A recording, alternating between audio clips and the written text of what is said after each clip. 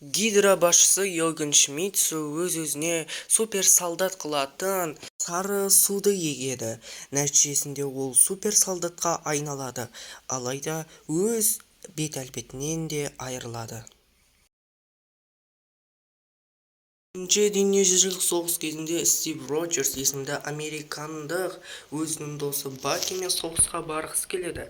Дәл осы уақытта Стив Роджерстің әлсіздігіне байланысты оны жібермейді, ал Баки болса соғысқа кетеді. Дәл осы кезде доктор Эркнис есімді дәрігер оған соғысқа құжаттамаларды дайындап береді. Сөйтіп ол армияда дайындалу кезінде агент Картер ретінде қызды жақсы көреді.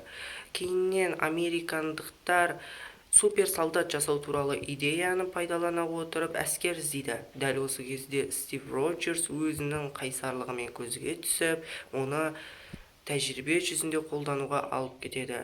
Ол соның арқасында супер әскер бола алды. Кейіннен ол өзінің досы Бакидің соғыс қолында қалып кеткенін білген соң, ол оны құтқаруға кетеді.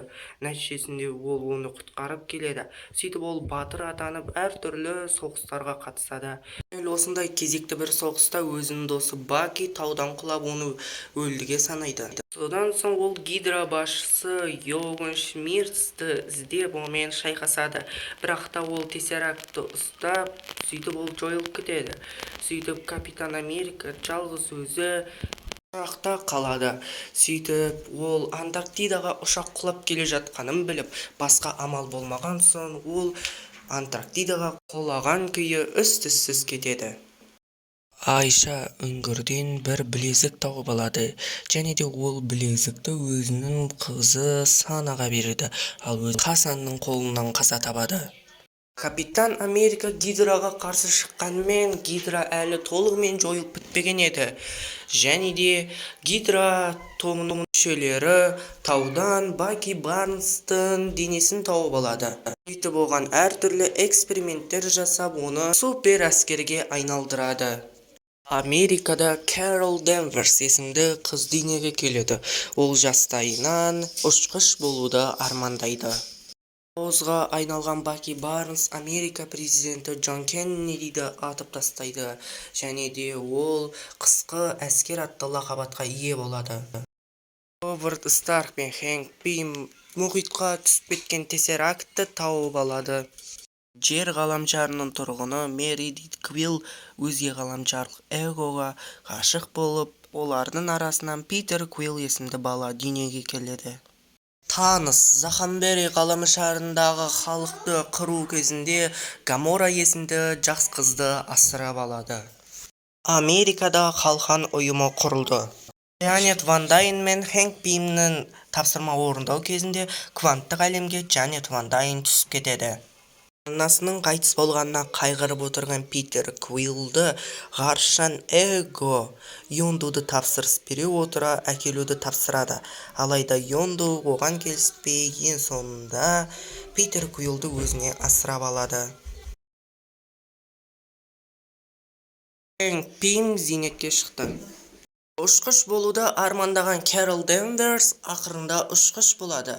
Бірақ та ол ұшып келе жатқан уақытта Крий халқы мен Скрул халқының шайқасында түсіп, ол сол жерде тессеракттың көмегімен супер күшке ие болады.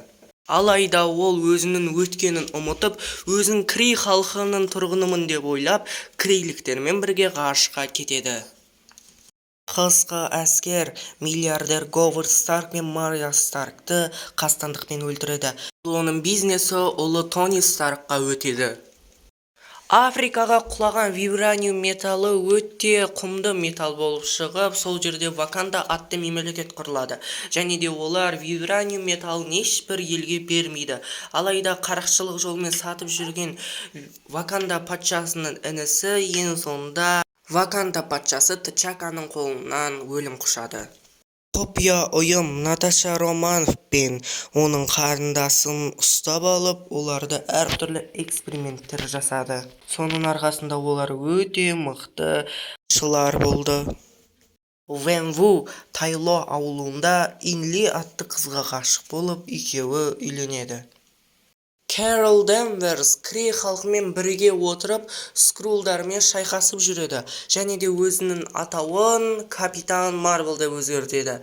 Бір күні ол шайқас кезінде жер ғаламшарына құлайды және де ол осы жерде қалған ұйымның мүшесі Ник Фьюримен танысады және де сол арқылы ол құжаттарды көріп өзінің өткен өмірі осы жерде болғанын біледі. Сөйтіп ол өз туысқандарымен кездесіп барлығын есіне түсіреді. Сөйтсе ол жақтасып жүрген Крей халқы жауыз болып шығады, ал скрулдар жақсы болып шығады. Содан кейін ол крейліктермен соғысып, ең соңында оларды жеңеді. Сөйтіп, Ник Фьюриға егер де бір төтенше жағдай болған жағдайда осы пейджерді басып мені шақырасың деп, пейджерді беріп, өзі ғарышқа ұшып кетеді. Стар есімді ғалымның тәжірибе кезінде қызы кванттық ауруға шалдығып, ал өзі өлім құшады. Сол себепті оны Билл Фостер есімді доктор асырап алады. Ұлы Британиядағы инспекторлар отбасында қайғылы жағдай болады, яғни олардың екінші ұлдары көз жұмады. Осыны көрген үйлеріндегі бірінші ұлы өте қатты ауырып, шизофрения ауруымен ауырып қалады. Заковия қалашығында бомбалау болады. Соның нәтижесінде Максимовтар отбасының көпшілік мүшесі қайтыс болады. Тек қана Ванда Максимов пен Петр Максимов есімді егіздер ғана аман қалады.